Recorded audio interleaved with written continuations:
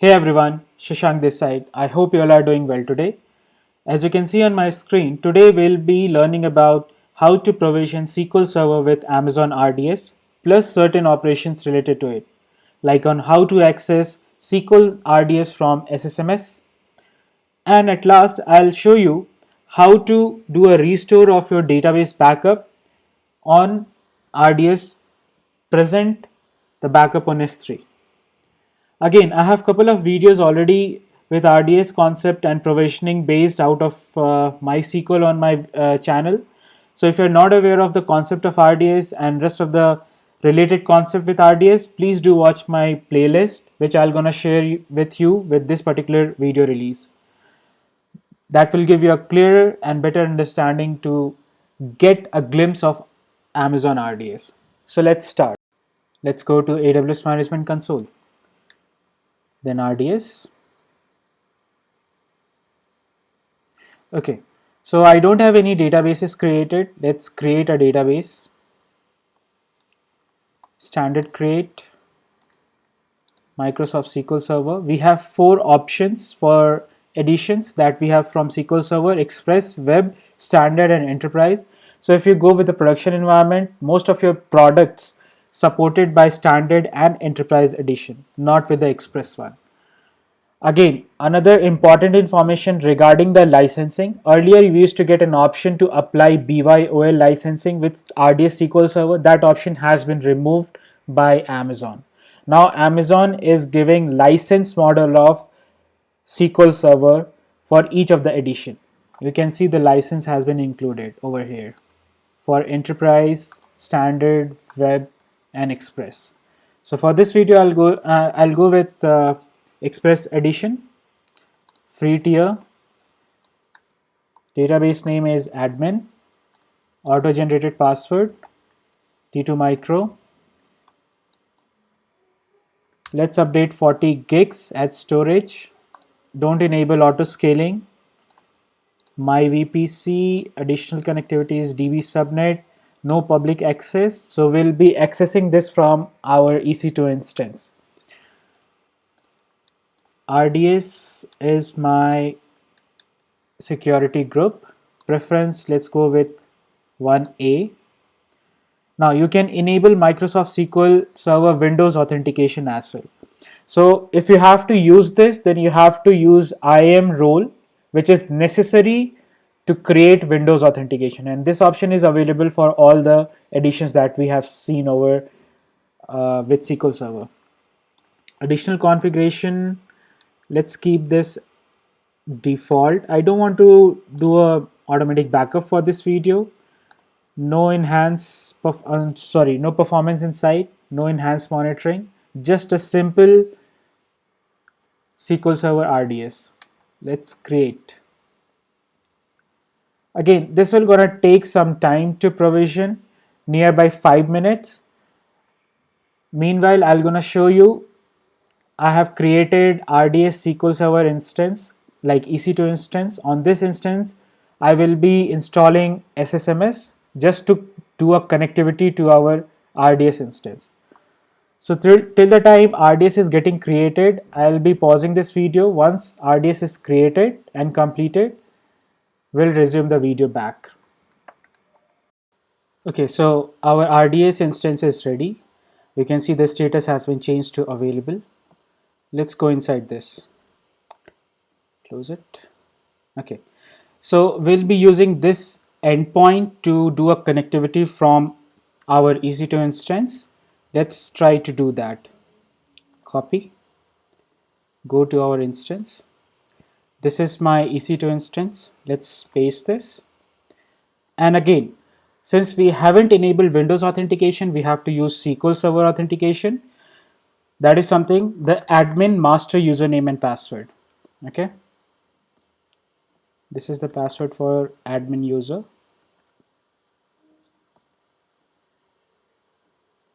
Paste it. Sorry. Connect. Here we go. So with the Express edition, what we are getting, a database. So there is an RDS database already created. That's a default database that we get while provisioning RDS SQL Server or RDS MySQL or any other flavors of databases that we have support from RDS. All the security groups, if you go to the logins, then you can see RDS SA, which is a service account, is disabled. So the problem here is, if you go to the properties and try checking the server roles, this particular SA has a sysadmin access, but we cannot enable this user. We don't have permission because we have logged in with admin user, which is a master user for this database, right?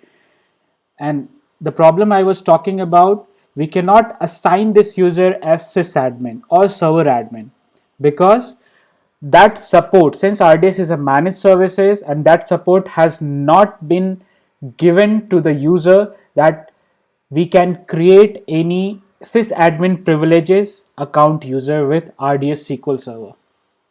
So still we don't have option to create a sysadmin user with RDS SQL Server.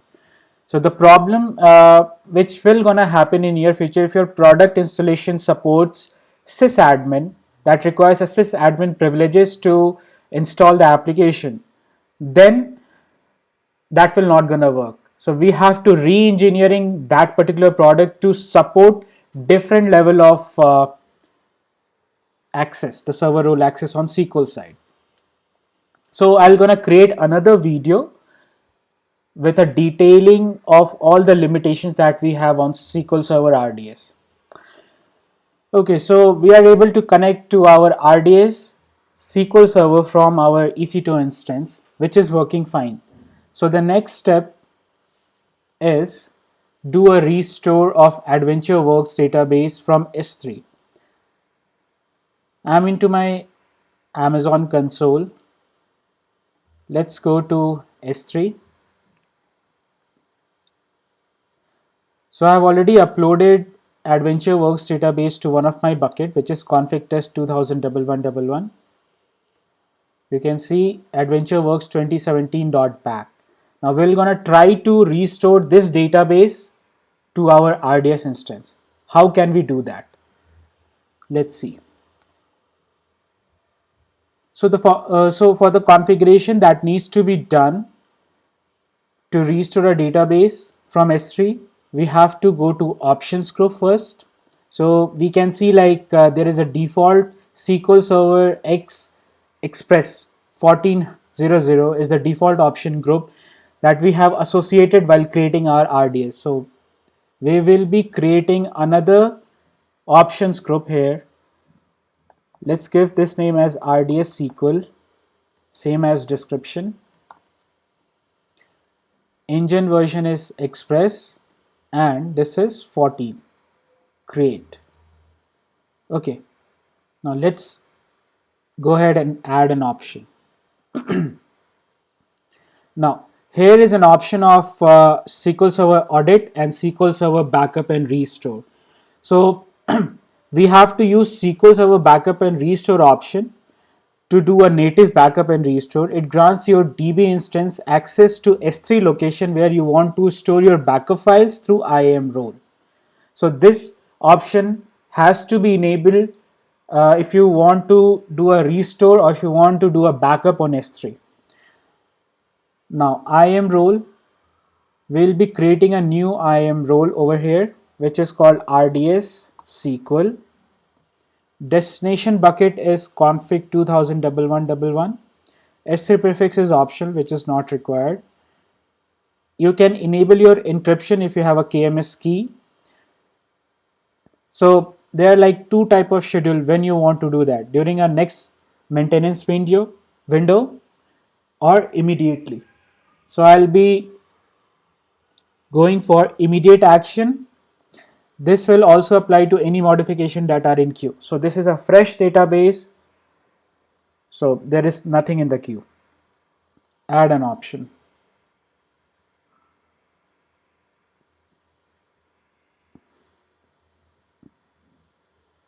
Come on.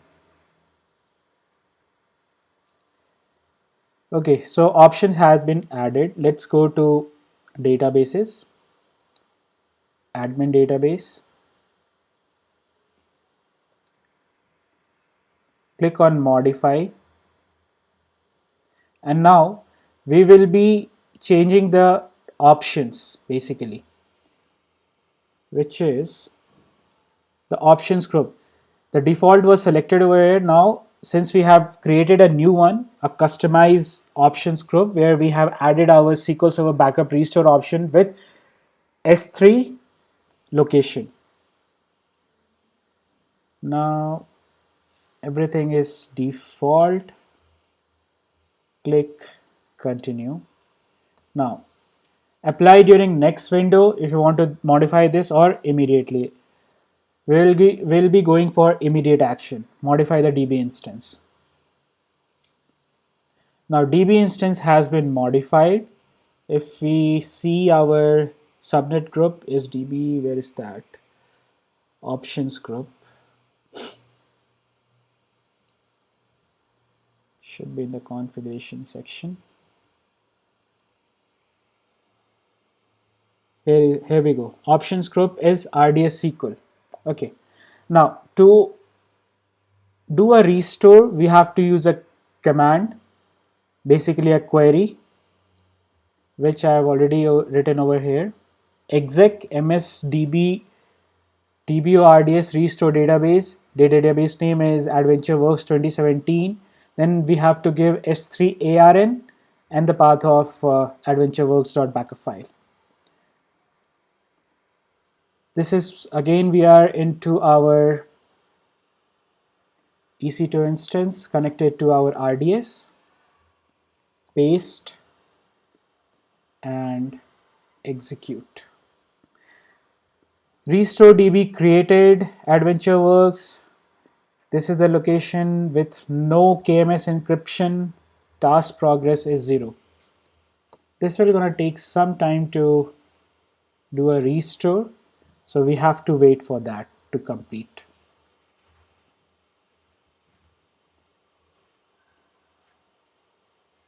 Come on.